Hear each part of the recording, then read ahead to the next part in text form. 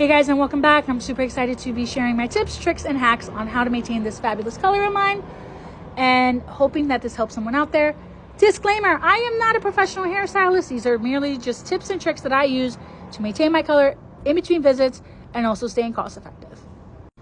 So, a lot of the things I get asked when it comes to maintaining my color and keeping it vibrant is, oh, how often do you go to the salon? And how are you able to maintain the color in between visits? Again, this is a question I get asked a lot. So typically, I tell people, educate yourself on the maintenance that is going to be going into the cut and the color in which you're getting, so you can decide for yourself whether or not it's going to be best suited for you and your lifestyle in the long run. Next, I tell them, always have a regular stylist that you go to, because then they're going to get to know your hair, they're going to get to know your hair care needs, and they'll be able to have a better idea on how to ensure that your hair is remaining as healthy as possible.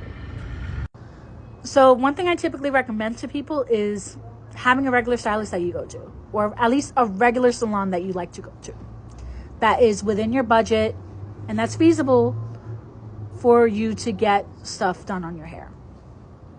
Because again, everyone has a different budget. Everybody has their own financial needs that they have to worry about. So, at the end of the day, when you're getting your hair done, it's a luxury. But again, if you want to get your hair done, you want to be able to know that you can afford it. You know what I mean? So for me, typically, what I like to do and what I did when I first started getting my hair done in this color is I asked the stylist, like when I went to the consultations, when I first got it done, I asked them, like, okay, what kind of maintenance is going to go into this? How do I maintain the color in between visits? Because I am on a budget, but I still want to maintain the longevity of the color and still keep my hair looking as healthy as possible. And her being the lovely woman that she is, because we're actually quite close in age, she was like, okay, Meg, this is what you do. She's like, this is how you maintain it, and this is what you do to keep the color looking vibrant for as long as possible. And she was a godsend, because the times I've gotten my hair cut by her, the times that I've gotten it colored, she's always done a superb job. And each and every time, she's always providing little tips and tricks that can help me save money in the long run and still maintain the color. And one of the things I love most about her is that, like, she's so respectful of my budget and respectful of the fact that I can really only come in once or twice a year to get my hair touched up. And she's like, no. She's like, as a matter of fact, she's like, it's actually perfect that way, because one, it gives your hair a chance to recover, and two, you're not spending thousands of dollars on your hair because you're maintaining it as you should. And honestly, it's like, even if I have a question or whatever, if I'm having trouble like trying to do something with my hair, I will sometimes call her and be like, hey, listen, I'm having trouble doing this. Can I come in and maybe show you what I'm having issues with? And she will gladly help me. And especially like when I get my trims done, I'm like, okay, how can I get this maintained or whatever? And she's always like very willing to help me out.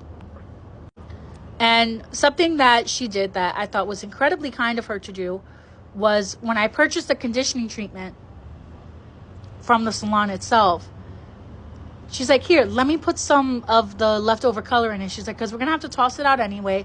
She's like, let me just put some of the leftover color into the conditioning treatment for you. So this way, every time you wash or every time you have to do this conditioning treatment, is still redepositing some of the color into your hair. And I'm like, thank you. Like, that's very sweet. And the last few times that I've gotten it done, she's done me that favor. I buy the conditioning treatment, and she just puts the leftover hair color from that she was using on me into that, mixes it up and everything like that. And then another thing that she even told me the particular brand and the shade of blue that she used. And she's like, here, little trick to save you a little bit of money in the long run. She's like, take the color, and when you buy the conditioning treatment, just squeeze some of the dye itself into the conditioner and mix it up, and you have yourself a nice little overtone like conditioner to still keep the color looking great, and you're not fully damaging your hair because you're not directly dyeing it. Which leads me to the hair care routine that she recommended and that I've been following for the most part for the last 2 years. Now, for the record, if you are getting your hair professionally done and professionally dyed, if they're telling you to use a particular shampoo, just use it. It's worth the investment. And I can attest to this because after 2 years of doing my hair in this color and using the products that my stylist recommended, I haven't looked back and my hair has never looked better. Looks like this is going to be a two-parter, and part 2 is going to be focusing on the hair care routine itself.